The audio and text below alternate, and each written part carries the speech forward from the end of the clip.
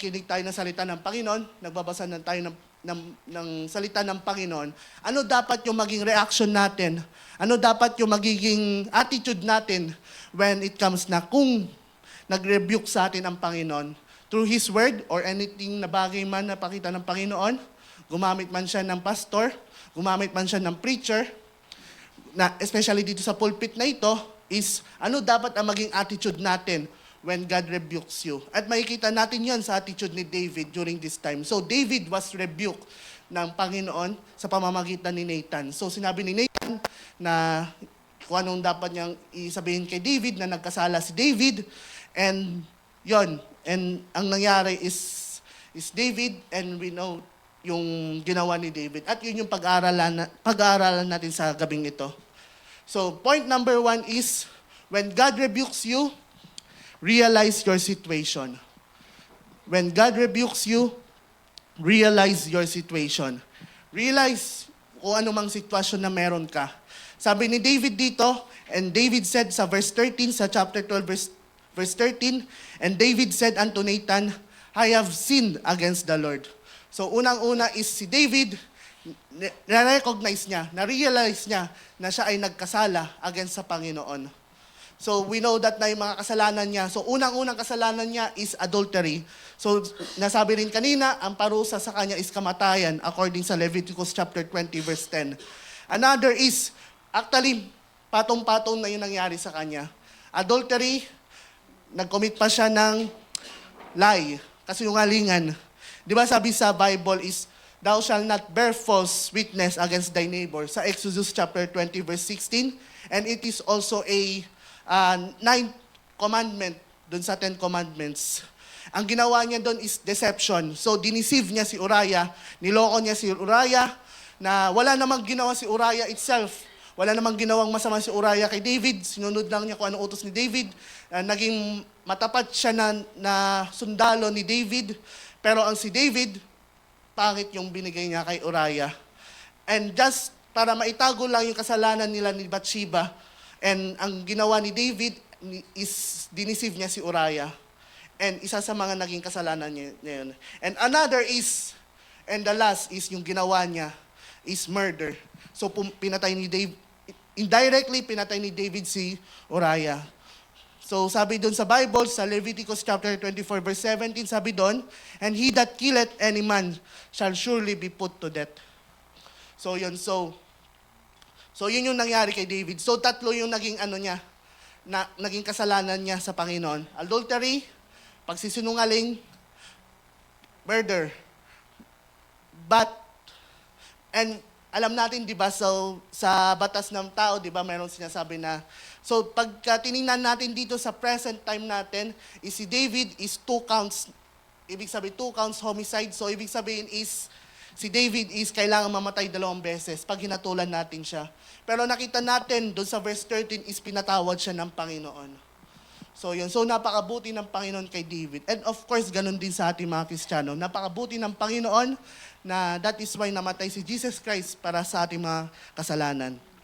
So remember, especially dito sa pulpit na ito is ginagamit lang tayo ng Panginoon, yung mga preachers, especially ang ating pastor, especially ang salita niya to rebuke us kung ano mang meron tayo, kung ano mang pagkukulang natin, or kung ano mang mga kasalanan natin na ginawa against sa Panginoon.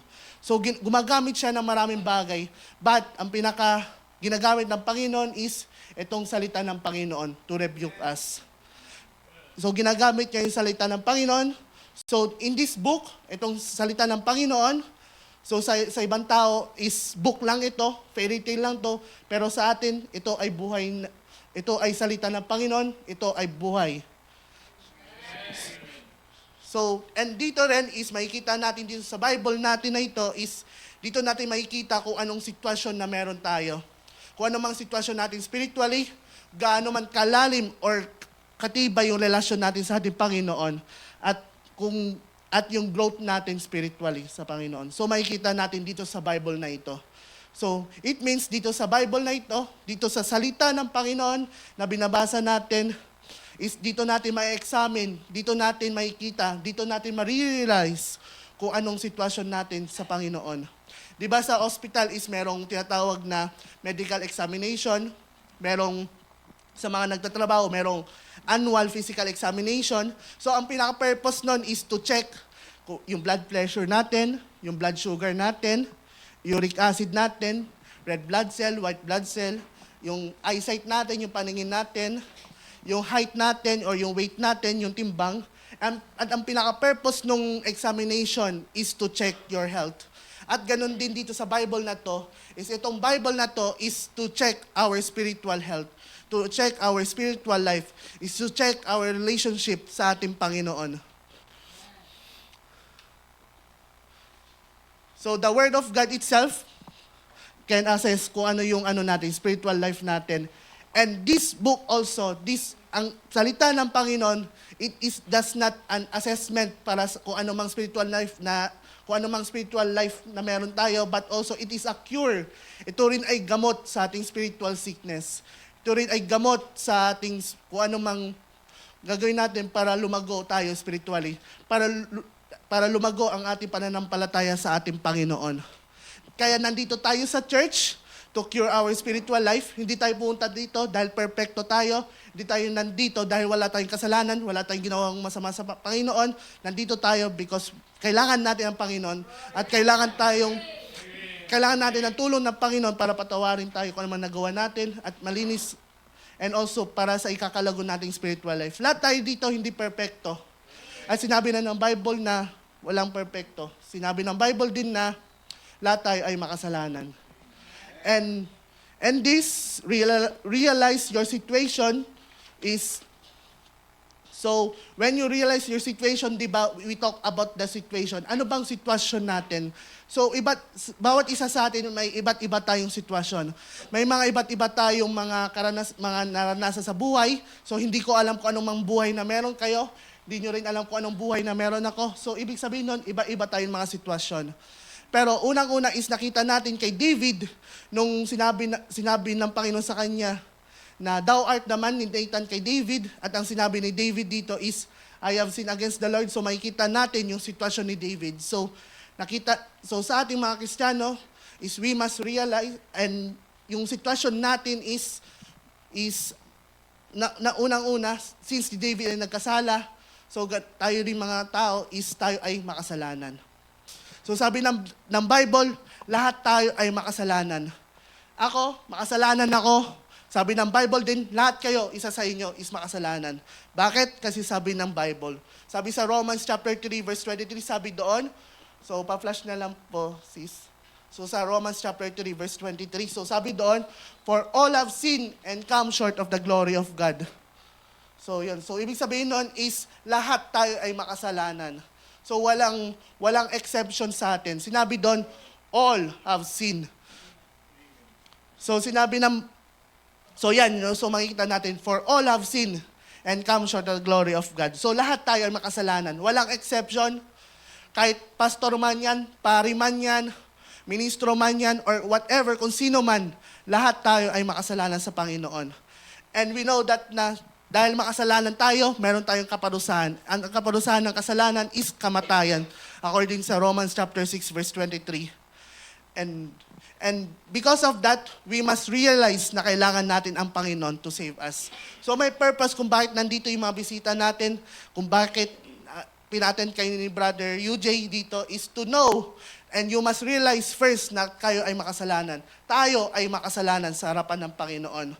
And pangalawa is realize, dahil tayo ay makasalanan, ay pupunta tayo sa impyerno. Ang kaparusahan ng kasalanan is impyerno. But realize, despite na makasalanan tayo, si Jesus Christ is the only way who can save you, mga kapatid. Who can save you, mga bisita natin. Sabi sa John chapter 3, verse 16, sabi doon, for God so loved the world that He gave His only begotten Son, that whosoever believeth in Him should not perish but have everlasting life. So sabi doon, mahal tayo ng Panginoon, kaya binigay niya kanyang buktong na anak na si Jesus Christ. So we know na si Jesus Christ is namatay sa cross of Calvary. So namatay siya sa cross, and also nilibing siya at muling nabuhay pagkatapos ng 3 araw. Sinabi rin sa Romans 5:9, but God commended His love toward us. So mahal tayo ng Panginoon, ayaw niya tayo mapunta sa impyerno. Ayun sabi doon, but God commended His love toward us in that while we were yet sinners, Christ died for us. Si Kristo ay namatay para sa ating mga kasalanan. And sinabi din sa 1 John chapter 2 verse 2, siya ang kabayaran ng ating mga kasalanan at hindi lang ating mga kasalanan, kundi kasalanan ng buong mundo. So the only way papunta sa langit sa oras na ito, kung hindi mo patiyak kung saan ka pupunta, because we know na ang kahantungan ng tao is kamatayan. So lahat tayo is mamamatay. So kung hindi mo patiyak kung saan ka pupunta, si Jesus Christ lang ang tanging daan papunta sa langit. Tanggapin mo si Jesus Christ bilang sariling Diyos sa tagapagligtas. Sinabi ni Jesus Christ sa John 14:6, I am the way, the truth, and the life. No one cometh unto the Father but by me. Only by Jesus Christ. So we are sinner. Kailangan natin si Jesus Christ. Jesus Christ can only save you. Jesus Christ is the only way to heaven. Hindi yung good works, hindi yung anumang religion. Kahit umattend tayo dito sa religion na to, kahit na umattend kayo dito sa aming church, is hindi kayo maliligtas. Sa pamamagitan lang ni Jesus Christ, ang tanging daan papunta sa langit. So, yun yung isa sa mga sitwasyon natin bilang isang mga Kristiyano is tayo ay mga makasalanan sa harapan ng Panginoon. We are sinner. So, another situation na ma-encounter natin sa ating buhay, so ma-encounter natin na sa ating spiritual na buhay, especially dito sa mundong ito, is pangalawa is we are distracted. Tayo ay distracted sa mundong ito. Remember, nung kay David, is ang ginawa niya, di ba, is nandun lang siya sa kaharian niya. Instead na nakikipaglaban siya sa kaaway nila, is nandun lang siya sa castle niya, sa kastilyo niya. Nandun lang siya. Wala siyang ginagawa.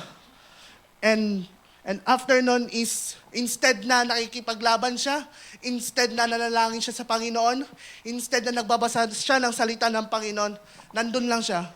Nakatingin lang siya sa terrace. And sabi doon sa James chapter 1 verse 14, but every man is tempted when he is drawn away of his own lust and enticed. So ito yung dahilan kung bakit nahuhulog ang mga Kristiyano sa kasalanan, because they was enticed by their own lust. They are already enticed to commit sin. So si David during that time is he was very distracted. So ganun din tayo mga Kristiyano. Sometimes we are distracted by worldly things. We are distracted sa anumang bagay na ginagawa natin. We are sometimes spending time watching dramas, kung anumang mga pinapanood natin. Sometimes we play video games, computer games, scrolling through social media, idling around, instead of praying and reading His Word. So sabi sa Bible, sa Colossians chapter 3, verse 23, sabi doon, set your affections on things above, not on things on the earth. So wag tayong madistract sa mundong ito. So we must take time sa pagbabasa ng salita ng Panginoon and also sa panalangin sa ating Panginoon. Sinabi niya sa 1 John chapter 2, verse 15, sabi doon, love not the world, neither the things that are in the world. If any man love the world, the love of the Father is not in him. So if we are distracted, focus against towards God. Tumingin ulit tayo sa ating Panginoon. So ang distraction na yan is isa yan sa mga tools ni Satan for us na mahulog, lumayo sa ating Panginoon. So we must assess ourselves. We must check ourselves kung distracted ba tayo. Kung napapalayo na tayo dahil sa ating mga ginagawa. Ayusin natin yan. Kung na-distract man tayo, ayusin natin yan. So yun. And also we know that ito yung naging dahilan kay David para magkasala siya. He was distracted kay Bathsheba. Nakatingin na siya kay Bathsheba. Hindi niya na-control yung sarili niya. Instead na hindi niya pinatulan niya si Bathsheba. So ganun din mangyayari sa atin kung we are distracted. Kung distracted tayo, for sure lalayo tayo sa ating Panginoon. Paunti-unti yan level by level palayo ng palayo tayo sa Panginoon. And di natin malalaman is nahulog na pala tayo sa kasalanan. And another situation na makikita natin is we lack time for God. We lack time for God. Kulang ang oras natin sa ating Panginoon. So tayo mga Kristiyano, ang dami nating ginagawa. Especially mga professional, may mga trabaho tayo, may mga sarili tayong buhay, ganoon din sa adult, may mga pamilya na kailangan na alagaan, may mga pamilya na kailangan ipakain, may mga iba't ibang bagay pa. Ganoon din mga estudyante, ang lason ng estudyante is wala na silang time dahil sa schoolworks, dahil sa kanilang pag-aaral. But tayo mga Kristiyano, we must take time sa Panginoon. We must take time na manalangin sa Panginoon. We must take time sa pagbabasa ng salita ng Panginoon. We must take time na gawin yung mga ministry, kung ano mang pinapagawa ng Panginoon or kung ano mang pinapakita ng Panginoon sa atin. We must take time na umattend sa mga services. So we must make ourselves available sa paglilingkod sa Panginoon. We must take time para sa ating Panginoon. Sabi sa Bible din, diba, sa panalangin sa 1 Thessalonians chapter 5 verse 17, sabi doon, pray without ceasing. So sabi rin sa Bible is sa Hebrews chapter 10 verse 25, sabi doon, not forsaking the assembling of ourselves together as the manner of some is, but exhorting one another, and so much the more as ye see the day approaching. So we must take time sa paglilingkod sa Panginoon. If nakikita natin na wala na tayong oras sa Panginoon, may oras yan. Kung gusto mo, may paraan. Pag ayaw, maraming dahilan. So that's why sabi rin sa Bible, redeeming the time because the days are evil. Ephesians chapter 5 verse 16. So we must take time sa paglilingkod sa ating Panginoon. We must take time sa panalangin. It would take 30 minutes or more. Actually nga, pwede mo nga gawin for 10 minutes kung unti lang yung prayers mo Pero, we must take time, 30 minutes. Kahit 30 minutes lang sa panalangin. 1 hour lang sa personal devotion. At alam ko, kaya natin gawin yan sa pang-araw-araw. Kung gumagawa tayo ng time para sa galaan, kung gumagawa tayo ng time para lang sa Facebook, mag-scroll ka lang, gumagawa tayo ng time para manood, kung may mga bagong episode man yan, or gumagawa tayo ng time sa anumang bagay, o anumang makamundong bagay. But for us, we must take time. Hindi yan rason para hindi tayo magkaroon ng time para sa ating Panginoon. So we must take time and we must make ourselves available sa paglilingkod sa ating Panginoon. So because sabi doon, redeeming the time because the days are evil. So we will never know kung kailan darating ang Panginoon. Lagi nang napipreach yung pagtungkol dyan. Lagi nang napipreach kung darating ang Panginoon. So tayo din mga Kristiyano, we must take time. We must prepare ourselves, especially sa pagdating ng Panginoon. So another situation is, unang-una is yung we are sinner. Number 2 is we are distracted. Tayo distracted sa makamundong bagay. Number 3 is we lack time for God. And letter D is we are complacent. So complacent means we are satisfied with the current situation or unconcerned with changing it. So ibig sabihin nun is complacent na tayo, relax na tayo sa ating mga ginagawa. Parang wala na tayong problema, or parang sa spiritual life natin is parang okay na tayo sa ginagawa natin.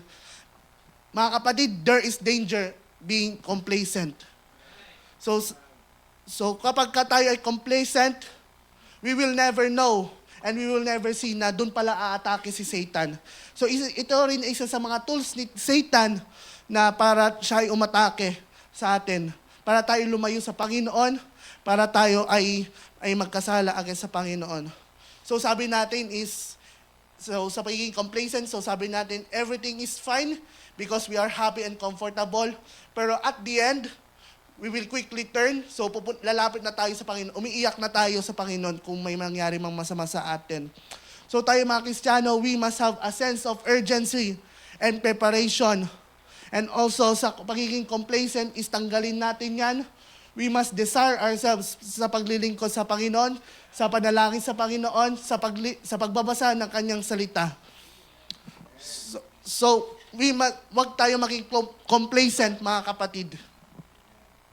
So wag tayong pa-chill-chill lang, wag tayo yung parang we feel na okay lang, parang komportable na tayo. we must have a sense of urgency sa ating paglilingkod sa ating Panginoon.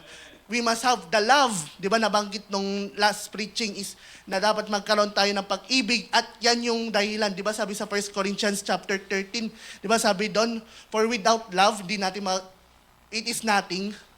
It is like a tinkling cymbals, parang parang maingay lang kung walang pagmamahal. So, ganun din sa ating mga Kristiyano. We must have a sense of urgency. We must have the love. We must have the priority na unahin ang Panginoon sa ating buhay.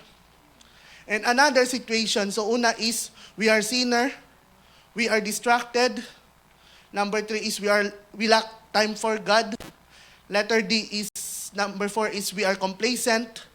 Number 5 is, we are burnout. So sa pagdating sa paglilingkod sa Panginoon, hindi may iwasan na mababurnout ka, mapapagod ka. Pagdating sa ministry, especially sa leadership, especially pagdating sa ating pastor, for sure, si pastor nararanasan niya ma-burnout sa paglilingkod sa Panginoon. Normal lang yan, yung magiging burnout. And we know that yung pagiging burnout, negative na bagay yan because it is very detrimental, especially sa ating relationship sa ating Panginoon. It is, kumbaga detrimental, negative siya sa atin. So, what I want to say is, yung burnout is pwedeng mangyari sa ating lahat yan. So kahit anong paglilingkod natin sa Panginoon, darating yung time is mapapagod tayo physically, magiging weary tayo, mapapagod tayo, physically exhausted tayo, especially kung fulfill natin yung mga ministry natin. And also, burnout can happen hindi lang sa physical na bagay, but also on the mental state. So kapag naranasan natin na maging malungkot for a long time, we are despair, just like si Elijah. So remember si Elijah, isa sa mga prophet ng Panginoon, di ba? So during that time, di ba nanalo siya against sa mga prophets ni Baal, against doon sa mga prophet ni Jezebel. And after that is, nung tinakot lang siya ni Jezebel, napapatay ni Jezebel si Elijah, ano nangyari sa kanya? Lumayo na siya. He was in despair. So burnout is, the antidote for burnout is, makikita natin sa Isaiah chapter 40, verse 28 to 31. So this is the antidote for burnout. Kasi yung burnout, normal yan sa buhay Kristiyano, especially sa mga naglilingkod sa Panginoon. Normal na mapagod tayo, normal na maging weary tayo, especially na habang naglilingkod tayo sa Panginoon. But there's always been an antidote for burnout. Kaya nga paminsan may mga narinig tayong pastor, nagpapahinga. May mga kalimutan ko na yung term ng mga pastor, na magpahinga muna sila for 3 months, mga ganon, and babalik na sila sa ministry. Yun, for law. So yung may mga ganon. So that is why sa ating mga pastor, specifically is kailangan natin ipanalangin sila because they are prone for this burnout. So prone ang mga pastor, especially mga leaders ng church, itong burnout. So that's why we must pray for them. But the antidote is makikita natin sa Isaiah chapter 40 verse 28 to 31. So Isaiah chapter 40 verse 28 to 31, sabi doon, "Hast thou not known? Hast thou not heard? Di mo pa alam, di mo pa narinig that the everlasting God, the Lord, the creator of the ends of the earth," tinutukoy sa ating Panginoon, sabi dito, "fainted not," hindi napapagod ang ating Panginoon, "neither is weary." So hindi napapagod ang ating Panginoon. So sabi dito, there is no searching of His understanding. So walang nakakaintindi kung anong mang kaalaman na meron ng Panginoon. Walang nakakaintindi kung anong ginagawa ng Panginoon. So ibig sabihin nun, punta tayo sa verse 29. So sabi dito, ang ating Panginoon, sabi dito is the everlasting God, the Lord, the creator of the ends of the earth. Sabi sa verse 29, ang ating Panginoon is, He giveth power to the faint. Ang Panginoon is nagbibigay ng lakas sa mga napapagod, and to them that have no might, He increaseth strength. So yung mga walang lakas, yung mga nanghina, binibigyan niya ng lakas. And verse 30 sabi doon, even the youths shall faint and be weary. Yung mga bata is napapagod at nawawiri. And sabi dito, and the young men shall utterly fall. So yun, so nahuhulog yung mga, wabagsak yung mga young men. But in verse 31, so tuloy natin sa verse 31, but they that wait upon the Lord shall renew their strength. So the antidote for burnout is ang ating Panginoon. So saan natin sa Panginoon? Through His Word. Ito yung antidote natin for burnout, ang ating Panginoon. So that is why when you feel burnout, Bible ang sagot sa lahat. Kung napapagod ka, ito ang sagot. If you are distracted, Bible ang kasagutan. If you lack time, sabi ng Bible, we must take time. Kaya nga kaya laging pinipreach dito sa pulpit na to na we must make ourselves available na magbasa ng salita ng Panginoon araw-araw. Hindi yan pinipilit sa inyo, dapat ginagawa natin yan bilang mga Kristiyano. Kasi ito na yung lakas natin. Binasa natin kanina na ang Panginoon ang nagbibigay ng strength. At ninabi rin sa Bible na siya ang nagbibigay ng rest sa mga pagod na. So siya yung nagbibigay ng power, siya yung nagbibigay ng strength sa mga tao. So sabi sa verse 31, but they that wait upon the Lord. So sabi doon, shall renew their strength. They shall mount up with the wings as eagles. They shall run and not be weary. And they shall walk and not faint. So magtiwala tayo sa ating Panginoon. So kung ang relasyon natin sa Panginoon is hindi tama, get right with God, mga kapatid. So ito yung mga bagay, ito yung mga sitwasyon na nakikita na pwedeng mangyari sa ating mga Kristiyano is we are sinner, we are distracted, we lack time for God, we are complacent, we are burned out. Pero all those things, salita ng Panginoon ang sagot.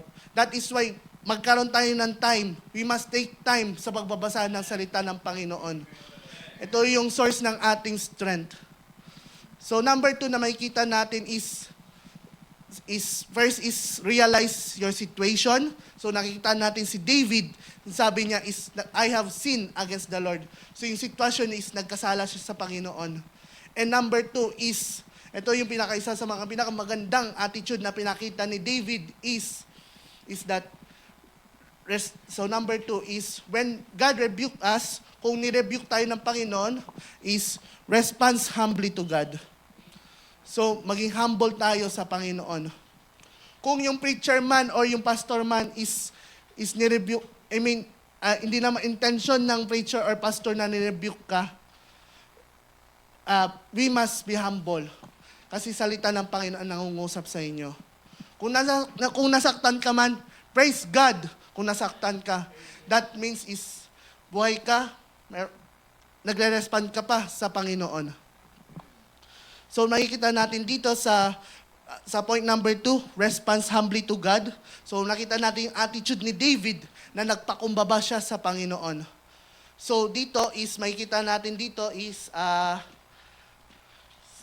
ang Panginoon is, it doesn't matter kung hari ka man, it doesn't matter kung anong meron ka, it doesn't matter kung anong position na meron ka, it doesn't matter kung matalino ka, it doesn't matter kung anong narating mo sa buhay mo, it doesn't matter kung anong pwede mong maipagyabang.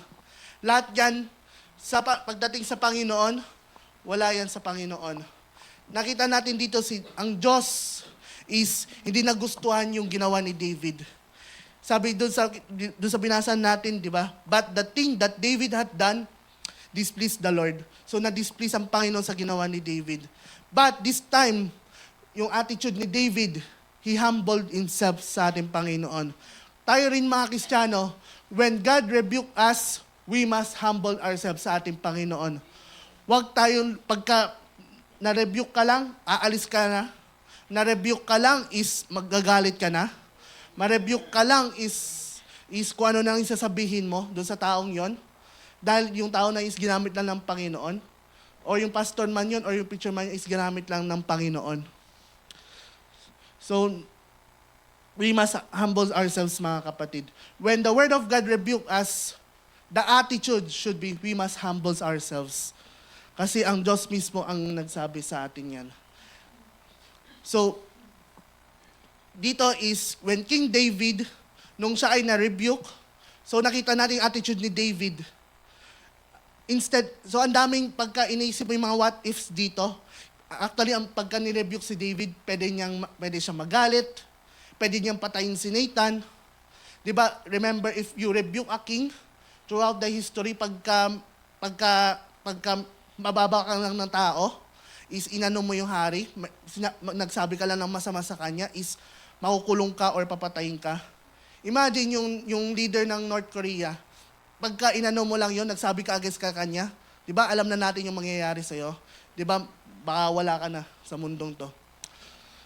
So dito, hindi niya pinatay si Nathan. So isa sa mga example sa Bible na nag-rebuke si John the Baptist, di ba? Si John the Baptist, ni-rebuke niya si Herod Antipas dahil pinakasalan ni Herod Antipas yung asawa, si Herodias na yung asawa ni Philip, yung kapatid niya. So ang ginawa ni Herod Antipas kay John the Baptist is pinapugot niya si John the Baptist. I mean si Herodias pala, nagpapugot kay John the Baptist. So ganon, so si King David, pwede siyang magalit, pwede niyang papatayin si Nathan, pwede niyang mag-question sa Panginoon, pwede siyang magalit sa Panginoon, kasi ginamit ng Panginoon si Nathan, pwede siyang lumayo sa Panginoon. But David humbled himself sa Panginoon. So ganun din sa atin. Pagka nirebuke tayo, nasaktan man tayo sa salita ng Panginoon, wag tayong magalit sa ating Panginoon, wag nating i-question ng ating Panginoon, wag tayong lumayo sa ating Panginoon. So we must humble ourselves. Sinabi ng Bible sa 1 Peter chapter 5 verse 6, so lagi nang nababasa ito, 1 Peter chapter 5 verse 6, sabi doon, humble yourselves therefore under the mighty hand of God, that He may exalt you in due time. So humble ourselves under the mighty hand of God. So sabi dun sa verse 7, casting all your care upon Him, for He careth for you. So pangako ng Panginoon yan na ibibigay natin kung ano man mga problema natin sa ating Panginoon, kung ano man mga trials, mga request natin sa ating Panginoon. Kasi unang-una is nagpakumbaba tayo sa ating Panginoon. That's why you trust God. Alam natin na ang Panginoon is kaya niyang sagutin lahat ng kaya niyang i-resolve lahat ng ating mga problema, kanyang sagutin kung ano mang mga kagustuhan natin according to His will. Sinabi din sa Matthew 23 verse 12, sinabi doon, and whosoever shall exalt himself shall be abased. He that shall humble himself shall be exalted.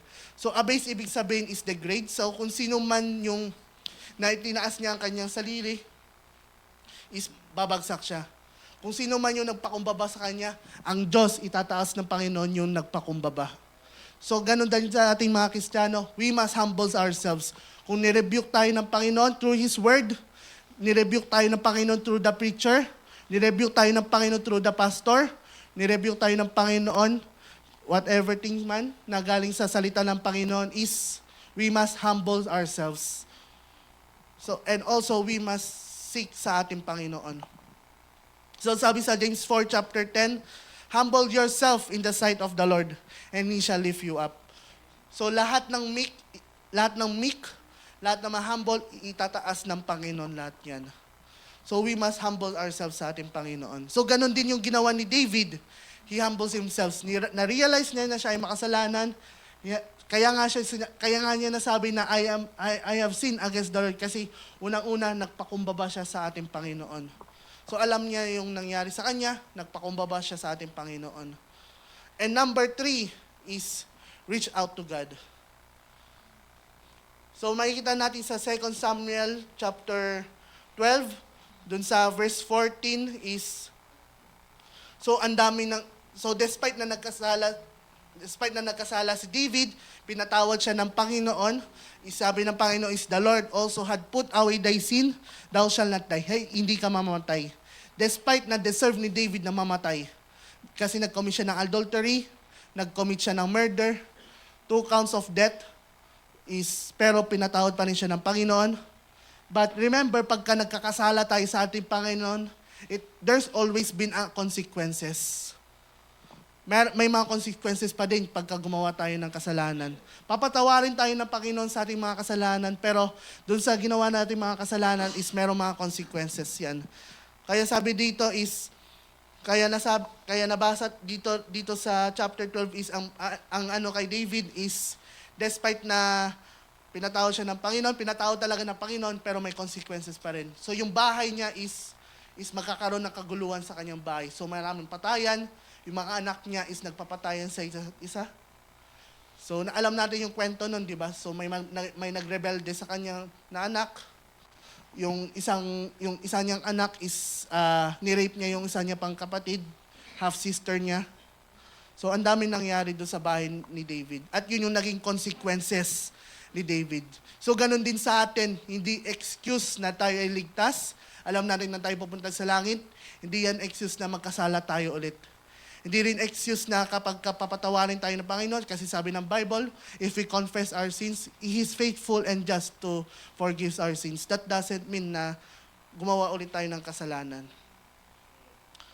So dito nangyari dito is, sa verse 15, and Nathan departed unto his house, and the Lord struck the child that Uriah's wife bare unto David, and it was very sick. So di ba remember, nabuntis si Bathsheba kay David? Yung dala ni Bathsheba is anak ni David. Yon is pinatay na ng Panginoon yon. But si David, sabi sa verse 16, David therefore besought God for the child, and David fasted and went in and lay all night upon the earth. So isa sa mga ginawa ni David nung nirebuke siya ng Panginoon is lumapit pa rin siya sa ating Panginoon. When God rebukes you, go to the Lord instead of turning away from Him. So, alam natin, the rebuke ng Panginoon is for us to grow and to redirect, because we know na ang Panginoon, alam niya lahat kung ang para sa atin. So, sinabi din sa Bible na your ways are, anong verse yun? Your thoughts are not your thoughts, your ways are not your ways, saith the Lord. Parang ganun. So yun yung context na yun. So alam ng Panginoon yung para sa atin. So that is why we must we must reach out to God.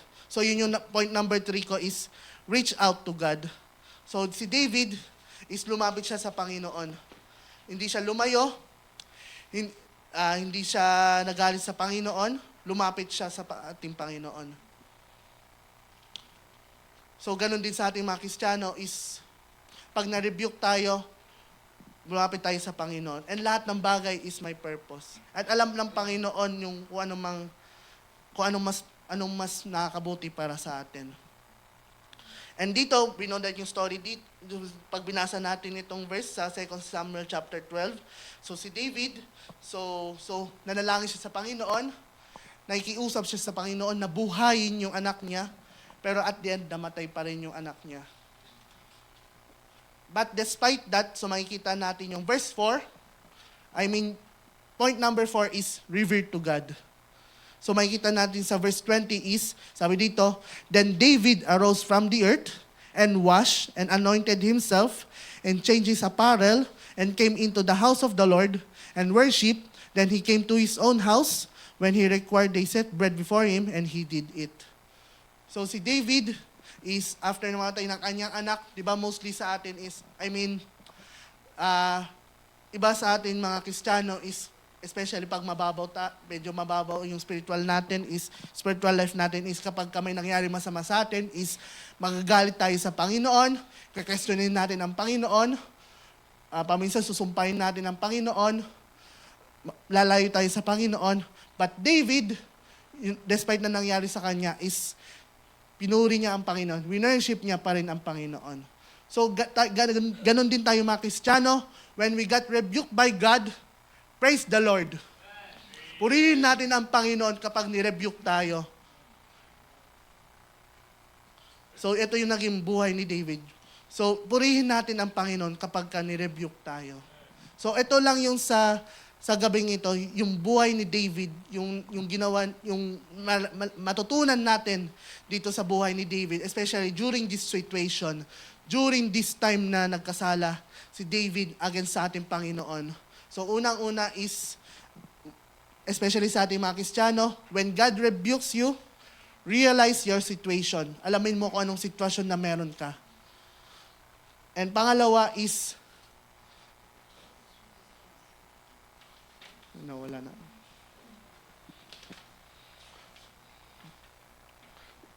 Yan, response humbly to God. So, yung response natin is magpakumbaba tayo sa ating Panginoon. Number 3 is reach out to God. Lumapit tayo sa Panginoon kung nirebuke tayo. And point number 4 is revere to God. So, purihin natin Panginoon kung tayo ay nasaktan man dahil sa kanyang salita. Purihin pa rin natin Panginoon. Wag tayo lumayo sa ating Panginoon. Purihin natin siya. And sa ating mga bisita sa oras na ito, kung hindi mo alam kung saan ka pupunta pag tayo ay namatay, ang sabi ng Bible, si Kristo lang ang tanging daan papunta sa langit. So yun lang po sa gabing ito. To God be the glory.